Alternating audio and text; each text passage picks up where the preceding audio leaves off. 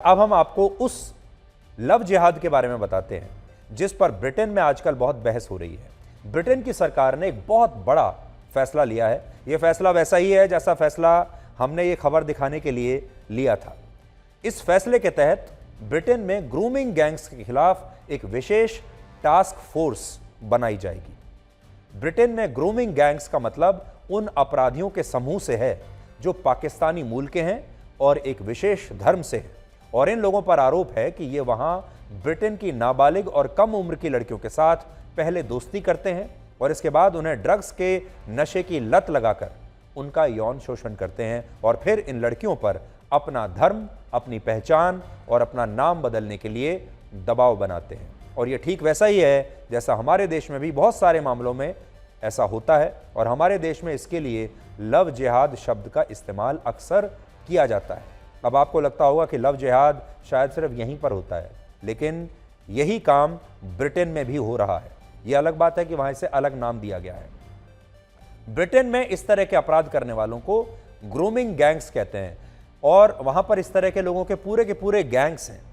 ये पहले वहां कम उम्र की लड़कियों और नाबालिग लड़कियों के साथ दोस्ती करते हैं। ये सब पाकिस्तानी मूल के युवा होते हैं, ज़्यादातर एक खास धर्म के होते हैं। ये पहले ब्रिटेन की नाबालिग लड़कियों के साथ दोस्ती करते हैं, उनके स्कूल के आसपास घूमते हैं, कॉलेजों के आसपास घूमते हैं। जब वो स्कूल जा रही होती हैं तब उनसे दोस्ती कर लेते हैं।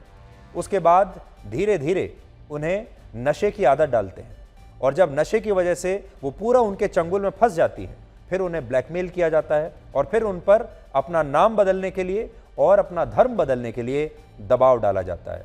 और ऐसे लोगों के गैंग्स को ही वहाँ ग्रूमिंग गैंग्स कहते हैं। ग्रूमिंग का अर्थ होता है किसी नाबालिग या कम उम्र की लड़की का ब्रेन वॉश करके उसे यौन शोषण करने के लिए उसका तैयार करना। और जब ये लड़कियां ऐसे लोगों के जाल में बुरी तरह फंस जाती हैं तो फिर ये उन पर मानसिक दबाव डालते हैं और उन्हें अपनी पहचान बदलने के लिए मजबूर करते हैं, और इसी को हमारे यहाँ लव जिहाद कहते हैं। यही चीज़ें, यही बातें हमारे देश में भी हो रही हैं। ब्रिटेन की सरकार के मुताबिक अकेले इंग्लैंड में वर्ष 2018-19 में सिर्फ एक साल में नाबालिग लड़कियों के यौन शोषण की 19,000 घटनाएं दर्ज हुई, और इसके पीछे पाकिस्तानी मूल के लोगों को सबसे बड़ी वजह बताया जाता है, और इन्हीं लोगों को वहां ग्रूमिंग गैंग्स कहते हैं। हैरानी की बात यह है कि ब्रिटेन में यह सब कुछ पिछले कई वर्षों से चल रहा है, लेकिन अब तक वहां इन घटनाओं को सिर्फ इसलिए नज़रअंदाज किया गया क्योंकि वहां की सरकारों को और नेताओं को यह डर था कि अगर उन्होंने इन ग्रूमिंग गैंग्स पर कोई एक्शन ले लिया तो उनके देश को इस्लामोफोबिक कहा जाएगा, उन्हें इस्लाम विरोधी कहा जाएगा, और वहाँ जो इस्लाम मानने वाले लोग हैं वो उनके खिलाफ हो जाएंगे, वो उन्हें सांप्रदायिक कहेंगे और फिर उन्हें वोट नहीं देंगे। और ये कहा जाएगा कि ब्रिटेन की सरकार नस्लीय भेदभाव कर रही है और मुसलमानों का वहाँ पर दमन हो रहा है। तो अपनी छवि बचाने के लिए, अपने वोट बचाने के लिए ब्रिटेन की जो सरकारें हैं और अलग अलग नेता हैं, ये सब कुछ सहते चले आ रहे हैं, लगभग वैसा ही जैसे हमारे देश में हो रहा है। हमारे देश में भी इस तरह की घटनाएं वर्षों से चली आ रही हैं, और पहले हमारे देश में जो सरकारें थी, नेता थे, वो ऐसे मामलों पर कोई कार्रवाई नहीं करते थे। उन्हें डर था कि कहीं चुनाव ना हार जाएं, कहीं एक खास जो वोट बैंक है वो हमारे हाथ से ना निकल जाए, तो इन चीज़ों को इग्नोर कर दिया जाता था। अब कहीं जाकर हमारे देश में कुछ राज्य की जो सरकारें हैं उन्होंने बाकायदा लव जिहाद पर कानून बनाए हैं। अब हमारे देश की सरकारें, हमारे देश की पुलिस ऐसे मामलों पर तुरंत कार्रवाई कर रही हैं अब जाकर। लेकिन आपने देखा होगा आज भी जब लव जिहाद का मामला हमारे देश में कहीं कोई आता है तो उस पर हमेशा कोई ना कोई विवाद ज़रूर होता है, और ये एक धार्मिक मुद्दा बन जाता है। अंग्रेजी भाषा में इसके लिए एक शब्द का इस्तेमाल होता है जिसे पॉलिटिकल करेक्टनेस कहते हैं, या पॉलिटिकली करेक्ट होना कहते हैं। यानी जब कोई सरकार राजनीतिक कारणों से धर्मनिरपेक्ष दिखने के लिए आरोपियों को उनके धर्म के आधार पर कानूनी कार्रवाई से छूट देती है, तो ये पार्टियां और वो सरकारें असल में पॉलिटिकली करेक्ट होने की कोशिश करती हैं, राजनीतिक रूप से सही फैसला लेने की कोशिश करती हैं। और अब तक ब्रिटेन में यही काम हो रहा था। ब्रिटेन की पिछली सभी सरकारों ने धर्मनिरपेक्ष दिखने के लिए ग्रूमिंग गैंग्स के खिलाफ कोई कदम नहीं उठाया, और इसकी वजह से यह समस्या वहां इतनी गंभीर हो गई कि अब ब्रिटेन की सरकार और वहां के प्रधानमंत्री ऋषि सुनाक ने यह कहा है कि वो ग्रूमिंग गैंग्स को सिर्फ इसलिए नहीं छोड़ सकते क्योंकि वो किसी एक विशेष वर्ग और धर्म से आते हैं, और उन्होंने इसे वहां रोकने के लिए अब कड़े कदम उठाने की बात कही है। ब्रिटेन के प्रधानमंत्री को खुद इस मुद्दे पर सामने आना पड़ा और इतना बड़ा बयान देना पड़ा, यह अपने आप में एक बहुत बड़ी बात है। और आज मैं ये कहना चाहूंगा कि हमारे देश के नेताओं को भी इस मामले में कम से कम ऋषि सुनाक से सीखना चाहिए, क्योंकि उन्होंने पॉलिटिकली करेक्ट होने की कोशिश इस बार नहीं की। वो जानते हैं उनके ऊपर आरोप लगेंगे, इस्लामोफोबिया के आरोप लगेंगे, लेकिन ये समस्या इतनी बढ़ चुकी थी कि अब उन्होंने आखिरकार खुलकर यह बात कही है कि इस तरह के जो पाकिस्तानी मूल के युवा हैं उन पर सख्त कार्रवाई उनकी सरकार करेगी और इसके लिए एक खास टास्क फोर्स वहां पर बनाया जाएगा। आप भी सुनिए। किसी भी देश के प्रधानमंत्री के लिए इस बात को स्वीकार करना एक बहुत बड़ी बात है और आपने देखा ऋषि सुनाक खुद स्वीकार कर रहे हैं कि पहले इस तरह की घटनाओं को नज़रअंदाज कर दिया जाता था क्योंकि राजनीतिक दबाव होता था, क्योंकि कल्चरल दबाव होता था और सांप्रदायिक दिखने का डर वहां पर होता था।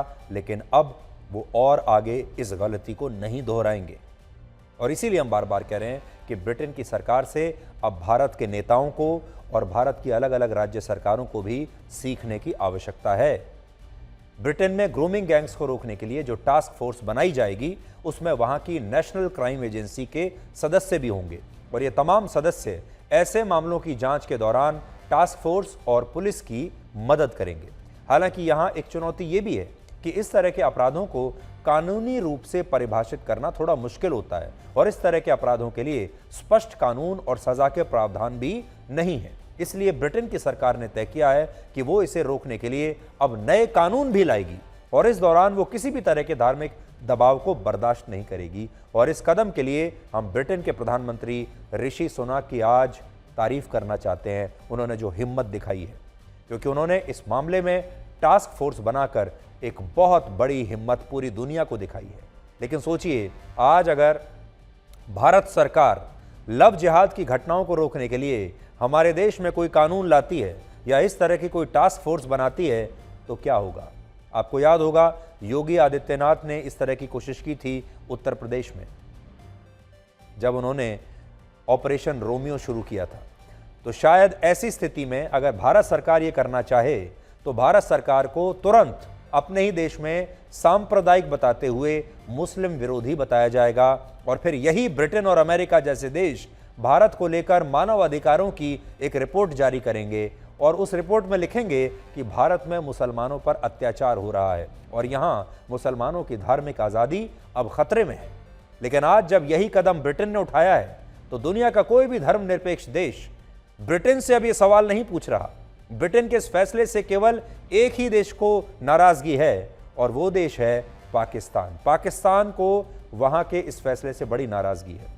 पाकिस्तान के विदेश मंत्रालय का कहना है कि कुछ लोगों के आपराधिक व्यवहार के लिए पूरे मुस्लिम समुदाय को दोषी ठहराना गलत है, पूरे पाकिस्तान के तमाम लोगों को दोषी ठहराना गलत है और ये एक तरह का नस्लीय भेदभाव है जो वहां के मुसलमानों के साथ हो रहा है और पूरे समुदाय की छवि इसके जरिए खराब की जा रही है। तो आप देख लीजिए कि पूरी दुनिया में क्या क्या हो रहा है। जब हमारे यहाँ लव जिहाद की या इस तरह की जो घटनाएं होती हैं, जब हम उन पर कोई कार्रवाई करते हैं तो यही पश्चिमी देश अपनी रिपोर्ट्स में लिखते हैं कि भारत में धार्मिक आज़ादी छीनी जा रही है, तब इन्हें हमारे साथ कोई सहानुभूति नहीं होती। लेकिन जब यही समस्याएं इनके दरवाजे तक पहुंचती हैं, इनके शहरों की, इनके गाँव की लड़कियों तक पहुंचती हैं, इनके समाज को जब दूषित करने की नौबत आ जाती है, तब ये कोई भी सख्त कदम उठाने से पीछे नहीं हटते, जैसा कि इस बार हो रहा है और ऋषि सुनाक ने बिल्कुल ठीक काम किया है।